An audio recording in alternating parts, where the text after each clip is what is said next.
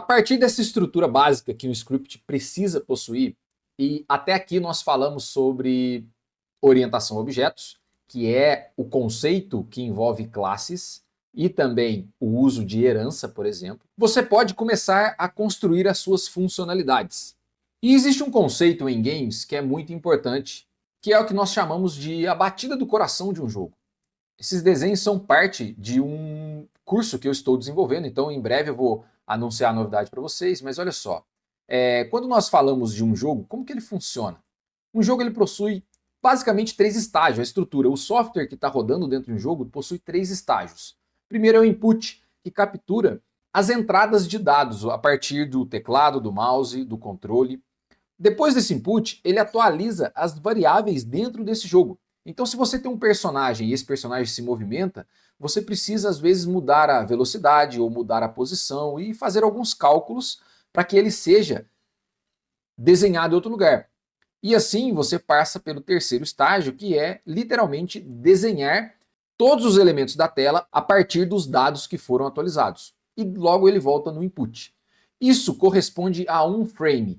E aí nós temos jogos que rodam às vezes a 60, a 30 frames ou até mais, a depender do seu hardware. Tem jogos rodando a 120, 140, 160, enfim, 200. Se você gosta de jogar e habilita o FPS no seu game, você vai ver que em determinados momentos, às vezes, dependendo do hardware, ele atinge centenas de frames por segundo. Isso quer dizer que ele fez esse ciclo aqui, essa quantidade de vezes. Claro que isso é um conceito mais básico. Existem técnicas nas quais você pode mudar cada uma da ocorrência desses estágios. Ou seja, controlar com que o input seja, às vezes, apenas 30 ou 60. Isso varia do tipo de jogo qual você está jogando. Se for um multiplayer, por exemplo, ele tem algumas restrições. Mas basicamente esse é o conceito. E como que nós representamos isso na Unity? Vamos para o nosso código. Como nós herdamos algumas funcionalidades do MonoBehavior, é o MonoBehavior que é o responsável de nos dar essa capacidade. E aí nós temos as funções que fazem parte do ciclo de vida do script.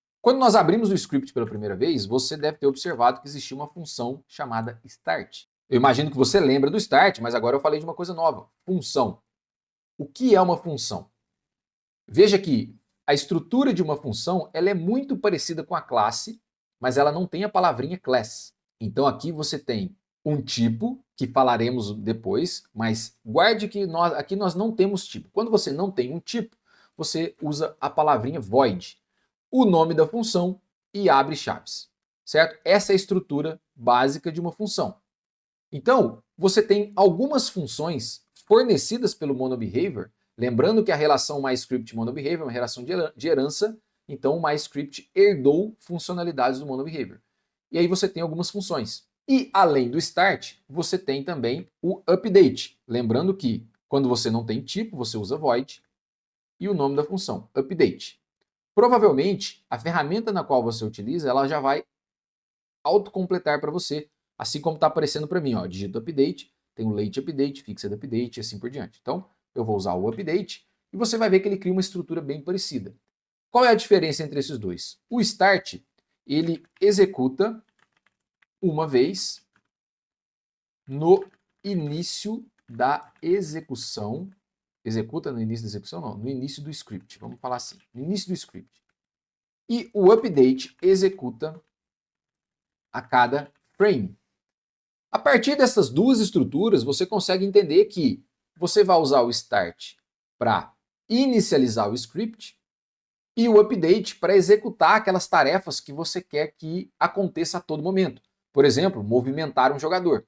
Então você movimenta o jogador a cada frame, ou você quer permitir com que um objeto tenha outra movimentação, ou mesmo você quer detectar se há alguma atualização no seu jogo multiplayer, e aí você pode também fazer desta forma, utilizando estruturas que acontecem com certa frequência. Esta é a maneira na qual a Unity fornece a você a capacidade dela conseguir fazer aquele ciclo do jogo, input, update, drop. Então você vai capturar o input do jogador, atualizar as variáveis e a Unity vai desenhar automaticamente a partir desta atualização. Se você procurar no Google ou qualquer outro lugar, por exemplo, Unity Script Life Cycle, que é o ciclo de vida da Unity, você vai achar aqui um link que se chama Event Function Execution Order. Clica nesse link, ele vai estar nos comentários do vídeo.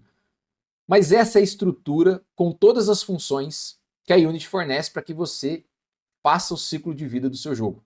Então veja bem, aqui está o Start, que é na inicialização, e logo abaixo você vai encontrar o Update. Mas além desses dois, existem muitas outras coisas.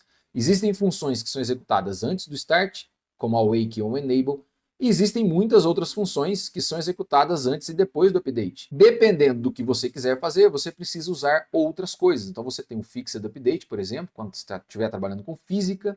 Você tem o Late Update, quando você quer fazer algo, talvez depois de alguns outros processos e assim por diante. Existem coisas muito distintas aqui que nós vamos utilizar ao longo desta série. E é isso. Então, se você ainda está um pouco perdido e quer entender, volta lá no início da série, no primeiro vídeo, que é este vídeo aqui, ó. Olha só, aqui é o começo de tudo. Ah, se você já está um pouquinho mais avançado e quer começar a brincar, é esse aqui, ó.